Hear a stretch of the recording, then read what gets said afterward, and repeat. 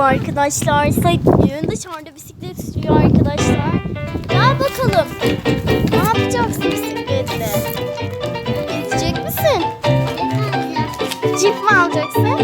Cip almak. Aşkım ama daha sabah istediğin için şimdi yemezsin. Hadi arkadaşlara bisikletini tanıt. İn bisikletinden, bisikletini göster arkadaşlara. Ay bak, tekeri varmış.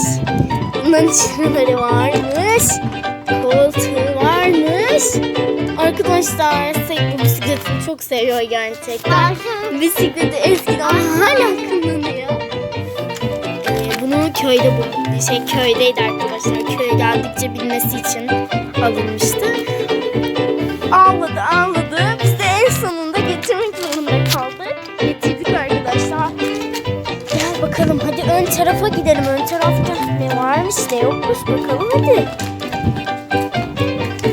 Gel hadi. Ön tarafta abilerimiz top oynuyor arkadaşlar.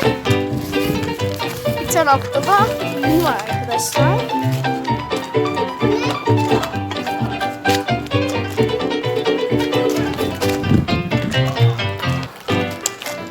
Bana bak. Bana bak Sait. Gel hadi. Arka tarafa gidelim. Dikkat et, oralarda bir yerlerde diken varmış. Batmasın tekerine. Batmasın tekerine. Tekerine şimdi batmamış. Belki batabilir, o yüzden söyledim. Arkadaşlar Sait ilerliyor. Hadi Sait, bakalım ne kadar hızlı süreceksin. Hadi bakalım. Gel hadi. Gel.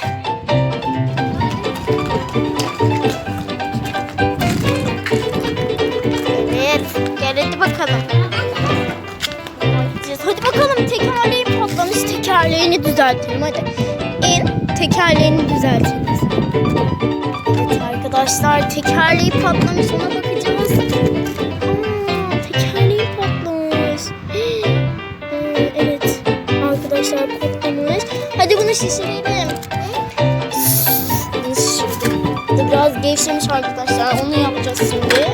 Hoppala, bunu da yaptık. Evet, şimdi diğer tekerleğimizi yapalım mı? Evet, bunu da olur. Evet arkadaşlar, bugünkü videomuz bu kadardı.